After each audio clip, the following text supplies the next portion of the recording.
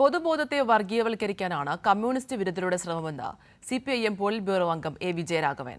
വർഗീയ ചിന്ത എല്ലാവരിലും രൂപപ്പെടുത്താനുള്ള സാമൂഹ്യ പ്രക്രിയയാണ് നാട്ടിലുണ്ടാകുന്നതെന്നും വിജയരാഘവൻ നീണ്ടൂർ രക്തസാക്ഷിത്വ ദിനാചരണത്തിന്റെ പൊതുസമ്മേളനം ഉദ്ഘാടനം ചെയ്ത് സംസാരിച്ചു. ജന്മിത്തത്തിനെതിരായി നടന്ന കാർഷിക സമരത്തിലെ ധീര രക്തസാക്ഷികളായിരുന്നു ആലിയും വാവയും ഗോപിയും. ഇവരുടെ ഓർമ്മകൾ ഉണർത്തി നീണ്ടൂരിൽ സംഘടിപ്പിച്ച രക്തസാക്ഷി ദിനാചരണം സമാപിച്ചു.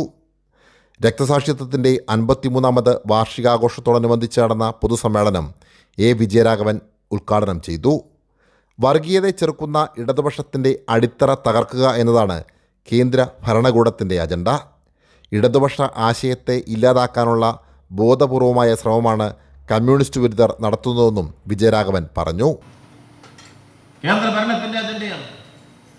ഓരോ ചലനത്തിലും ചുവടിലും കേരളത്തിലെ ഇടതുപക്ഷ അടിത്തറയെ തകർക്കുക എന്ന ഗൂഢാലോചന ഇന്ത്യൻ ഭരണവർഗം, അതിന്റെ നേതൃസ്ഥാനത്തിരിക്കുന്ന ഇന്ത്യയിലെ കോർപ്പറേറ്റ് മുതലാളിമാർ, ഇന്ത്യയിലെ തീവ്രവർഗീയവാദി RSS അവന്റെ അജണ്ടയിലെ ഒന്നാമത്തെ ഇനമാണെങ്കിൽ ആ ഇനം നടപ്പിലാക്കാൻ അനുവദിക്കുകയില്ല എന്ന് പ്രഖ്യാപിച്ചുകൊണ്ടുള്ള പ്രതിരോധം കെട്ടിപ്പടുക്കാനുള്ള ഉത്തരവാദിത്തമാണ് കമ്മ്യൂണിസ്റ്റ് പാർട്ടിക്ക് ഇന്ന് കേരളത്തിലുള്ളത്.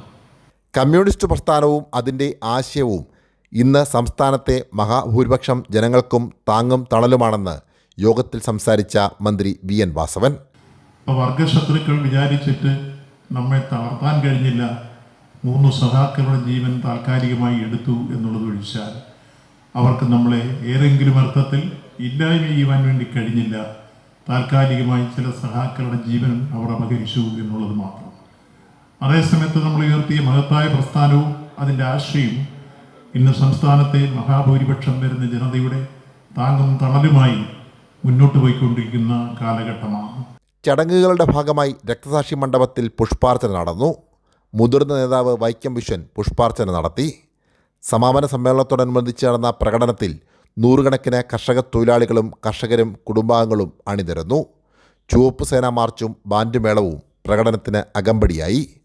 സാംജിത് ആർപ്പൂക്കരയ്ക്കൊപ്പം സനോജ് സുരേന്ദ്രൻ, കൈരളി ന്യൂസ്, കോട്ടയം.